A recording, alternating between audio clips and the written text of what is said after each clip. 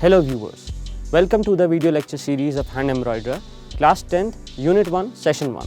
The topic for today is color scheme. So, color scheme refers to as the various combinations of colors together so as to give a pleasing effect to the viewer. The various types of color scheme that are present can be broadly classified into two categories.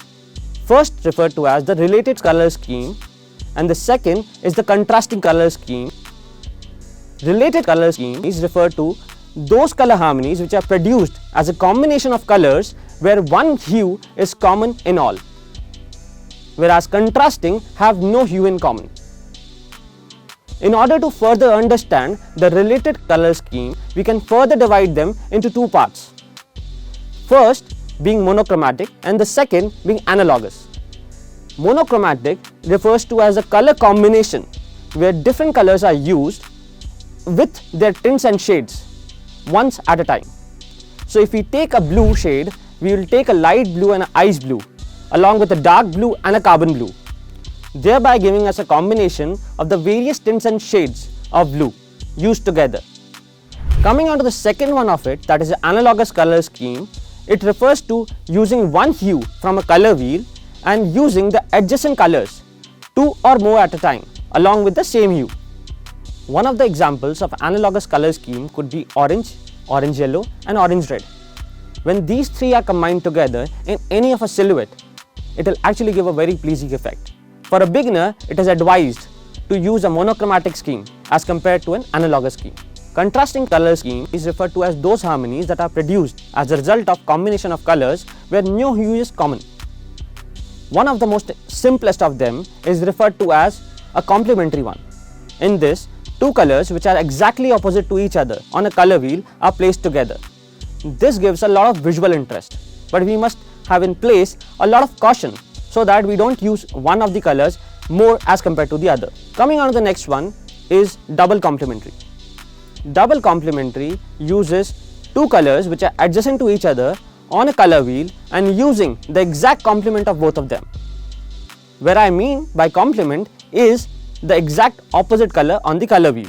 So hereby we are using 4 colors in place as compared to 2 in the prior one. The third and the most interesting one in the complementary scheme is the split complementary. Here instead of using a root color, we use the complement of a color with the colors adjacent to the root colors, thereby having 3 colors in place. This is very easy to use because it requires little amount of attention to detail. Thus, this should always be used at the very first step. The next and the most interesting one is referred to as a triadic. Triadic is a combination of 3 colors in place on a color wheel which are equidistant from each other.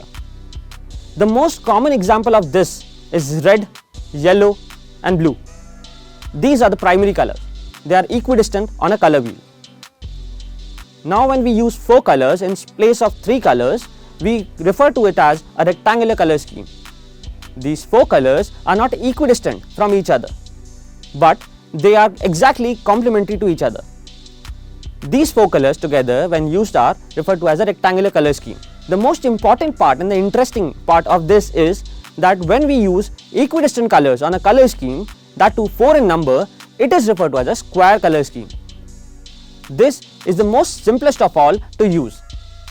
Though it requires a lot of colors in place, but we must also make sure that one of the colors is dominant as compared to the other 3, thereby giving one a dominance and an emphasis as compared to the others. Hereby we come to a conclusion of color scheme so far, that is related color scheme which were divided into monochromatic and analogous, contrasting color schemes which were divided into complementary, split complementary, double complementary, triadic, rectangle and square.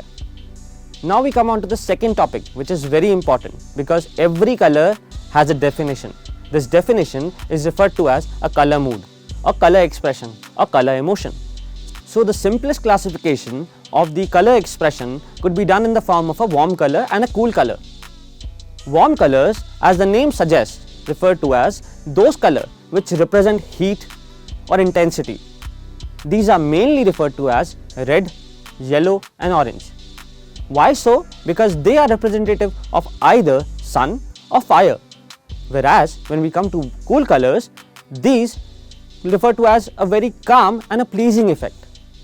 The simplest example could that be of a water or a grass, thereby referring to as the colors as blue, green and violet. Hereby we have come to a conclusion that color, though is a very simple concept to use, but different combinations of the color can be either very pleasing and enticing or at the same time can lead to a failure. Using the right combination at the right place is very important, because what they express as a mood can be either lightening up your life or can even lead to a dullness in your life.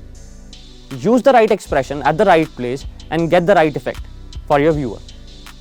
So I guess the concept is pretty clear in the minds of the viewers. Thank you for watching. Keep watching, keep learning.